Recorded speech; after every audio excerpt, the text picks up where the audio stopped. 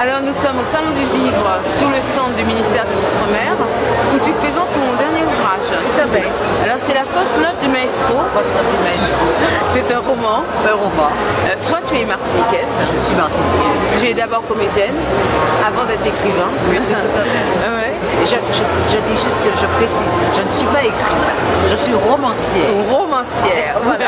Oui, parce que ce sont vraiment des romans. Oui. Il y a quand même la saga un petit peu qui t'est liée un peu à l'histoire de ta famille. Il y a une partie. C'est parti. On ne peut pas impunément écrire un bouquin si on n'y met pas ses entrailles. Voilà. Par contre, là, ce dernier... tout à fait. Ça, c'est tout à fait une histoire vraie. Ouais. Comme toutes les histoires, parce qu'il y a toujours les vrais dans ce que j'écris. Là, c'est vraiment une histoire réelle qui se passe en Bavière. Oui. Parce que c'est un endroit que j'adore. Mais quand tu dis une histoire réelle, est-ce que c'est quelque chose que tu as repris?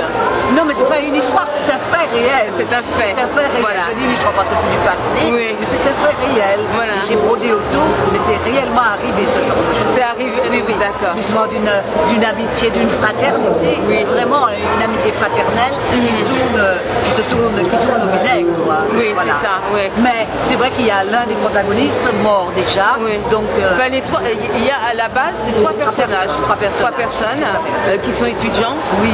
Et enfin, ils se connaissent étudiants, ils se perdent de vue à un moment donné. Oui, parce que l'un fait un métier qui lui permet de voyager beaucoup, l'autre est devenu un grand médecin et l'autre elle est graphiste. Mais bon, enfin, le graphiste se marie avec l'histoire de base, donc trois personnages, c'est un triangle avec une femme au milieu. C'est ça. Mais on ne devine jamais que c'est un triangle parce que lui-même, le pauvre, il n'a jamais su qu'il était dans un triangle. Bon, on va pas tout raconter, mais en tout cas, c'est une intrigue. Oui. Et on peut dire que c'est une manipulation. Ah oui, c'est une vraie manipulation. C'est ça. Une manipulation, comment dirais-je, c'est vraiment une trahison. Oui, c'est ça. Une trahison d'amitié et une trahison sentimentale. Parce que vraiment.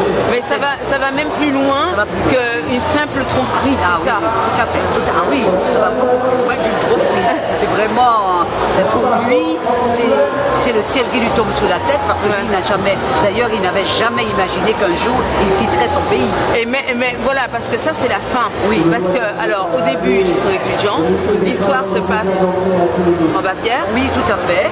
En Bavière, je décris le culture. Justement, c'est la question que j'allais te poser parce que tu nous décris très bien quand même la Bavière. Tu connais la Bavière? Je connais, assez bien. Assez bien, je connais bien. Et j'aime beaucoup, parce que j'ai habité du côté de Munao, à côté de Garmisch. Tout le monde connaît Garmisch parce qu'il se passe les Jeux Olympiques. Pas loin de Füssen qui est connu de tous parce qu'il se trouve le château du père de Louis II de Bavière. Il y a ce château à côté, en fait, il y a tout cela. Donc tu as vécu là-bas? Non, je n'ai pas vécu, mais j'y allais souvent. Et j'y vais souvent encore. Oui, parce que j'ai des amis très proches là-bas, donc je vais rendre visite. Je vais à l'opéra. Je vais à l'opéra, je passe. D'accord. C'est ce qui t'a inspiré pour écrire cette histoire? Tout à fait, parce que c'est vraiment c'est arrivé, c'est pas une anecdote, c'est une quelque chose qui est arrivé à des proches. Quelqu'un que tu connaissais. Je connaissais. D'accord. Et vraiment tout le monde était surpris et vraiment embêté, pas bien. D'accord. Parce que vraiment on est tombé des nues. Alors donc tu as pris cette base. Oui, j'ai pris cette base. Et je l'ai arrangée un peu. C'était tellement gros. D'accord. Mais alors, tu as toujours l'habitude d'écrire d'une manière, on va dire, cinématographique. Tout à fait. C'est peut-être mais moi j'aime beaucoup. Parce que une déformation. Voilà, oui, c'est ce que j'allais dire. Parce que peut-être que moi aussi, je vis totalement ce que j'écris. Oui, tu nous donnes le détail, et si bien que c'est comme dans un film. Quand on est en train de lire ton ouvrage, on a l'impression que c'est une histoire qui va arriver, et paf, c'est complètement autre chose. Alors, le suspense, c'est réel. Voilà. Alors, c'est vrai que cette scène où il est en voiture et où tu décris si bien tout l'environnement, les écureuils. Alors moi j'ai peur, je tremble, je me dis mais tout est beau, il va lui arriver quelque chose. Il va mourir. Il lui arrive quelque chose, mais c'est pas ça. Et en plus ce qui lui arrive, c'est vraiment l'intrigue, vraiment alors, comme c'est une histoire de base, enfin c'est une histoire quand même qui est vécue, donc tu as quand même écrit la trame et après petit à petit tu as fait évoluer, c'est ça? Je ne procède pas comme ça. Le seul roman, c'est mon tout premier roman à l'ombre de l'enfance. Oui. J'avais écrit le début, le milieu et la fin. D'accord. Non, je n'ai pas écrit comme ça. Comment tu as fait? Je pense que comme j'ai l'histoire dans la tête, je me dis comment tu vas faire évoluer ce truc. Mais je pense à 3 grandes lignes. Oui. Toujours. Oui. Le commencement, le milieu, qu'est-ce que je vais pouvoir dire, et la fin. Qu'est-ce qu'on va en faire de ce personnage? Où je vais le mettre? Ouais, et puis où je vais l'amener. Montre-nous un peu à la caméra comment elle est belle cette image. Oui, c'est le lac, c'est le Staffelsee. Ouais. Alors ça se situe de quel côté de la Bavière? Ça se trouve du côté de Murnau, entre Garmisch et Murnau.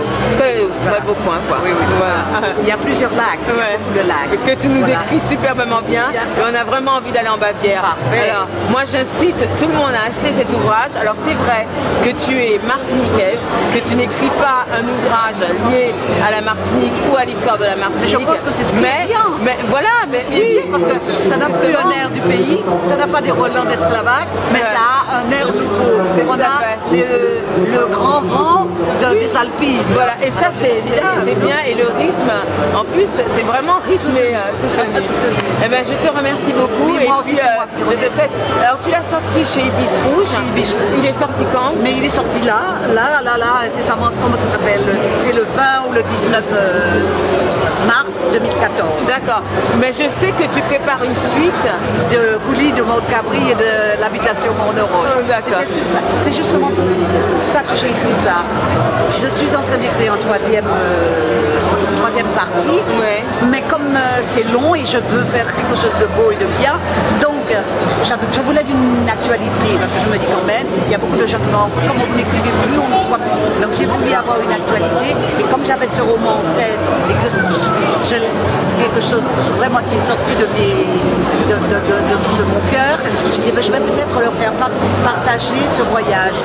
Mon éditeur m'a dit que ah oui, mais ça ne va pas intéresser les Antilles. Je trouve ça assez bizarre, parce que, et c'est pas lui le seul, parce que notre éditeur m'a dit la même chose. Il voulait d'abord que je mette des métis. J'ai dit non, ça n'a rien à voir avec les Non, ce ne sont pas des métis parce qu'ils sont bien. Mais non, mais j'ai dit, mais pourquoi? Ils sont bien bavarois.